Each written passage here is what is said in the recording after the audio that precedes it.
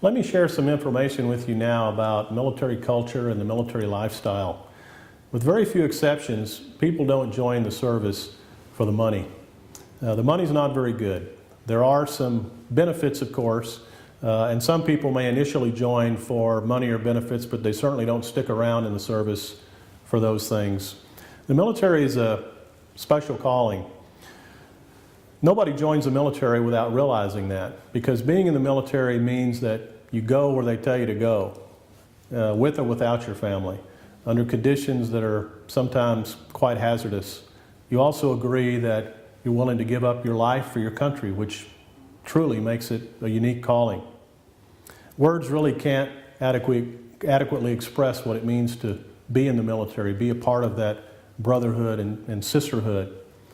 The military students we support deserve our very best. It also means that we have great policies and procedures to support students, not just in the military, but in other professions similar, like law enforcement, firefighters, government contractors, and so forth. But let's focus today on the military student. One of the challenges of being a military student is that you don't always have the time that you'd like to attend class. Sometimes your military students will work in an office and be pretty much like your civilian students and be able to complete their work without problem. On the other hand, military students are subject to deployment. They may have to leave and go to far off places with little or no notice, and that's where some of our special policies come in. This is probably the biggest single issue our military students face that interfere with their ability to do their coursework. You should be mindful of a military student's or any of your students' situation when you're asked about a course extension or some special consideration to be given for an assignment. And the best way to do that is to understand what your student's situation is. Often the way to find out what's going on with your students is in your introductory discussion board in a class. Ask your students to tell you where they're assigned or where they're located and what their job is. As I said, some may work in an office here in the United States and may have a lifestyle that's not much different from a civilian student. On the other hand, you may find students in your class that are in Iraq or Afghanistan and under some pretty tough circumstances.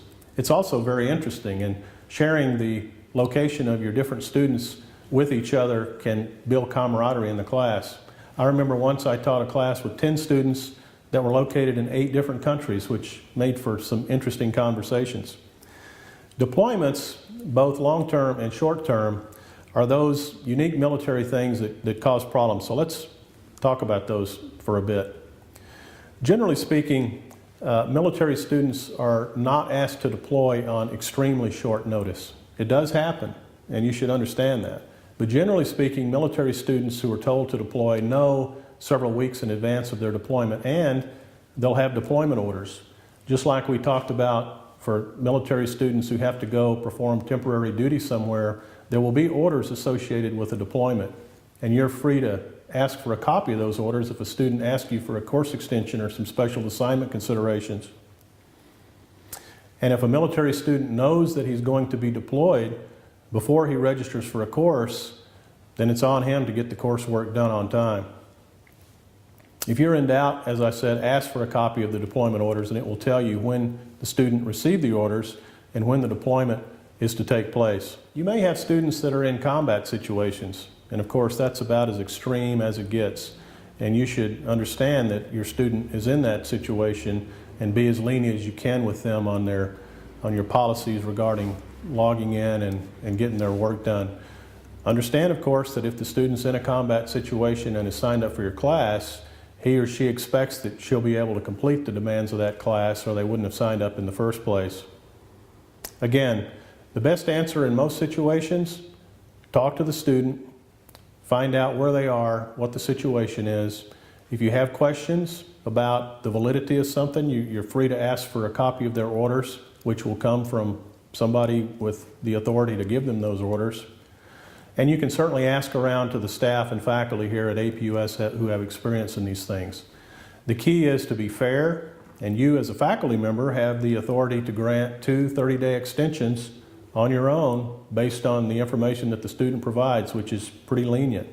But if you have a question about whether you should approve a course extension, or allow a student special consideration, use your best judgment and ask your fellow faculty members.